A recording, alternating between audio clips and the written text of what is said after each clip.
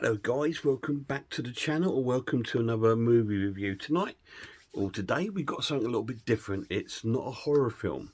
We're looking at a comedy. We're looking at Gregory's Girl, a Bill Forsyth film. This is the 4K release of the movie. Now I saw this film when it came out in the 80s, and it's been a love affair of mine since then. So I'll give you a little bit of info about the film before we carry on. Right, because I've put it into this book. So Gregory's Girl is it's a Scottish film made in 1980, certification 12, runs for 1 hour 31 minutes, directed by Bill Forsyth and written by Bill Forsyth, starring Gordon Sinclair, Jake Darcy, Dee Hepburn, and Claire Grogan. Cinematography is by Michael Coulter, and music was by Colin Tully. Now, this came out in the 80s, and I went to see it for one reason, really, at the time, and that was Claire Grogan. She was my teenage sweetheart. I absolutely loved her to bits.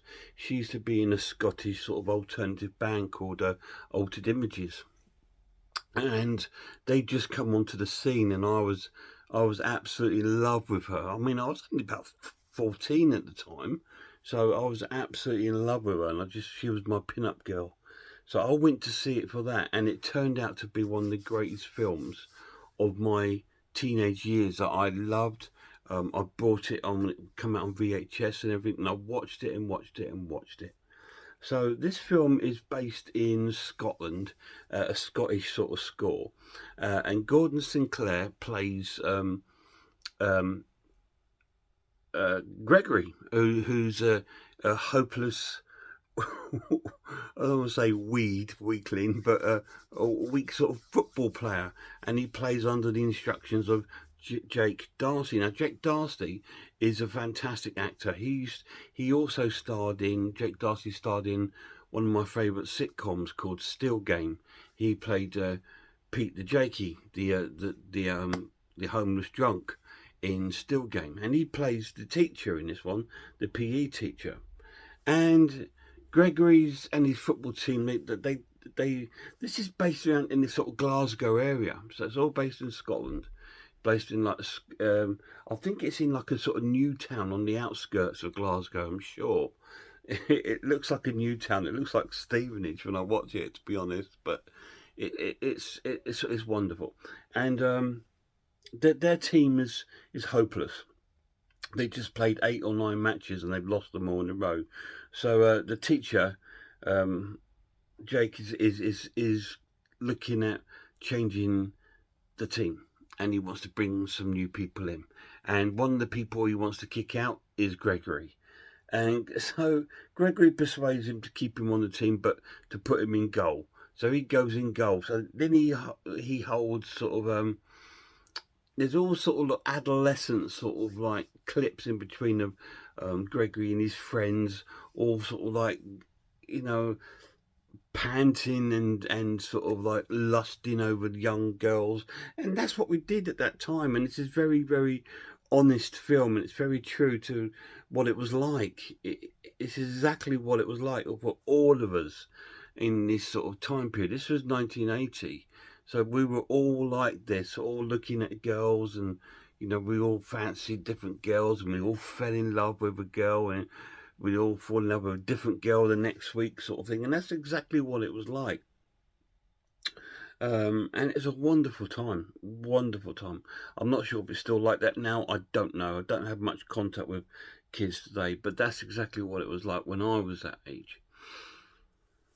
So Jake holds these football trials, and again, all these lads, you see them all lined up, and they look absolutely like wet lettuces and stuff, and they can't hardly kick a ball. And there's one lad who's turned up with no football boots, so Jake sends him away back to the locker room, and out comes Dorothy, played by Dee Hepburn, and Dorothy is a sort of attractive tomboy looking sort of character, and she's got the typical sort of 80s haircut, the sort of mousy brown blonde sort of hair, sort of, you know, straight but flicked and kicked at the sides, and the sort of the really fashionable sort of hairstyle at the time. And she comes out because she's come for the football trials, and she outshines all the boys and stuff. And so it gives Jax a question, because when she turns up and says she's come for the trials, he's like, no, no, love, this is for boys, it's football. And this is what he didn't put that on the poster, it's for boys. Oh, my mistake. Yeah, it's boys only. He goes, well, anyway, so she goes and does the football trial. She outshines everybody. And watching from afar is Gregory, and he has fallen in love with Dorothy. She's the greatest thing that's ever happened to him straight away. And he talks to his friends about it, and he starts talking to about his one of his best friends, I was his brother or whatever, a little bit older, who's into cookery and baking, and he's told me he's fallen in love, and he's asked if he could borrow his white jacket and stuff like this, and and he goes, well, if you confirm a date, then I'll lend you my white jacket. Anyway, we see him buffooning around throughout the film, trying his way to get his way into Dorothy's heart. And we see Dorothy with her friends.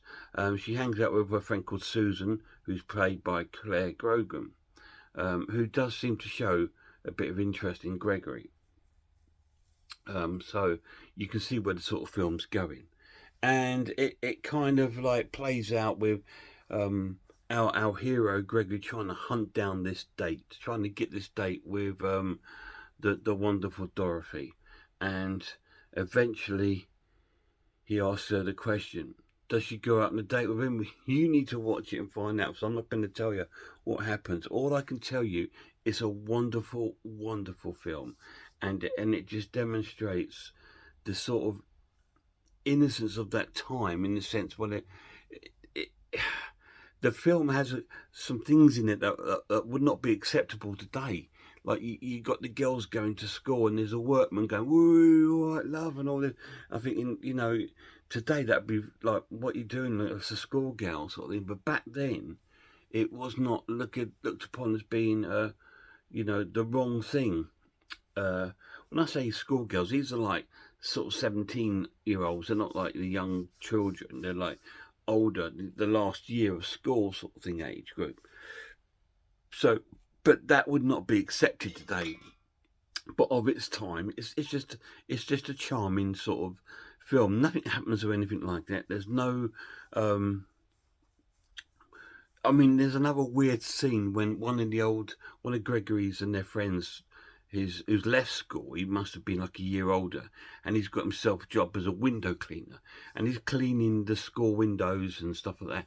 And one of the teachers, a female teacher, comes and starts asking him out, and it's just like, it's all these sort of things that she must have liked him when he was a student at the school, and it's all these sort of things that are all frowned upon today, but back then they were sort of innocent things. This was before we had any major issues like we got in society today.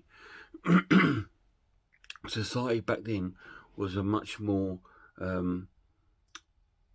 happier and wonderful place to live. It was just a lot more sort of like understanding and forgiving. Today, that's all out the window. You can't even say good morning to someone, and they report you for being whatever. You get reported for being nice. But that society back then, it was the done thing just to be nice, say hello.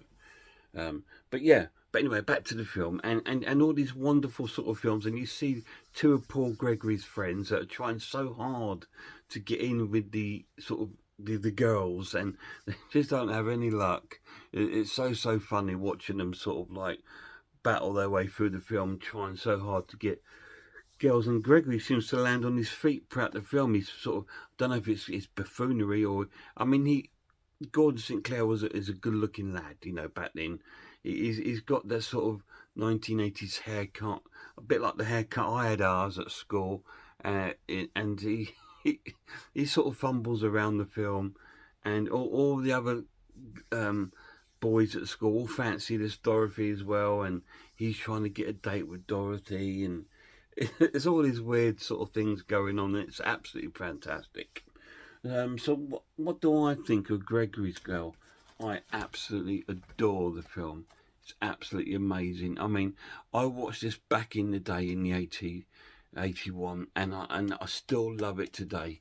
Yes, it's aged. I mean, but the sentiment and the sort of story is still relevant and still very, very cool. It's a harmless. Is it? Does rom-com sound wrong? But it's not really a romantic comedy. It's a coming of age comedy with the adolescence of sexualities meeting and clashing, and people falling in and out of love within days. School, sort of, like in betweeners sort of age, that sort of group. It's that sort of age group. If you ever watched the comedy show In Betweeners, it's nowhere near as graphic as In Betweeners. This is more innocent to that, but it's still absolutely wonderful. Now, the pluses of this edition released by the BFI, it's fantastic. It looks absolutely stunning. It's got an amazing little booklet with it as well, which is filled with sort of like interviews and cast interviews when they talk about looking back on the film in it. And there's got some quite good. There's not that many special features on the disc, sadly. There's a Q&A from a sort of like anniversary viewing, and there's an interview with Claire Grogan and an interview with Bill Forsyth. But that is really about it, which is a little bit. The only negative I can say about it is that it lacks on the special features. Because it's a film I love, I wanted loads, but there wasn't. But I'm still really, really happy. The acting is absolutely stellar. It's fantastic. I mean, these were just kids. Gordon Sinclair, Dee Hepburn, Claire Grogan. They were just kids, just come out of school. Obviously, Jake's a little bit older. Like I say, he went on and he starred in Still Game. Obviously, Claire Grogan went on with her music career, and I believe Gordon starred in other sort of comedies and films throughout his career. I'm not sure about Dee. I'll have to look her up, what she got up to post film. I'm going to score this film an essential watch and give it a 10 out of 10. It's amazing. It's not for everyone, guys. I give it a 10 out of 10 because of the sentiments that it brings to me. It means a lot to me because it's a film that I grew up with. It's a film I loved from the very first time I saw it, and it's a film that I love now after probably about the 15th time that I've seen it. And it's incredible. I just love it, and when I watched this the other day, it just warmed me through my heart and just took me right back to my childhood when my life was a lot better than it was now, when it was a lot more stressless, if you like, and it was just more fun and everything back then. But I'm lucky to have been around when this sort of film was at the right time for my age group. Gregory's Girl, 10 out of 10. Any of you guys seen it? If you haven't, let me know down below what you think of it. Yes, it's not a horror film. There's no violence. There's no gore. There's nothing. There's not even any hard. There's a few swear words, but not a lot. It's just a fantastic watch of sort of like good feel sort of film. A feel good film is the word I'm looking for. A good feel. Yeah. Yeah, it's just one of those sort of films that's a feel good sort of watch, and I absolutely felt great after watching it, and I will watch it again. It does have a couple of audio commentaries on here. So let's just have a little look at the special features before we disappear. It does have some audio commentaries on here, I believe. Audio commentary with Bill Forsyth and Mark Kermode. Fantastic. Now I'm going to be watching it with that one because I love Mark Kermode.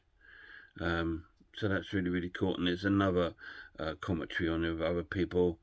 Like I said, it's got an interview with Gregory. It's got a question and answer, which actually lasts 30 minutes. There's a thing called the Strathclyde tapes by Bill Forsyth, which lasts for 38 minutes. It's when he discusses his career and things like that. So that could be interesting as well. So there is quite a good little bit of a couple of hours worth of extra features, plus the audio commentaries. Now I really want to listen to the Bill Forsyth and the Mark Commode commentary. So I love Mark Commode. He's one of those reviewers like Man v Film that I'm on the same wavelength. Like the films that they always recommend are films that I love, and vice versa, I hope. But absolutely fantastic. Can't wait for that. Thanks for watching, guys. Look after yourself, look after one another, and I really hope I'll see you all soon.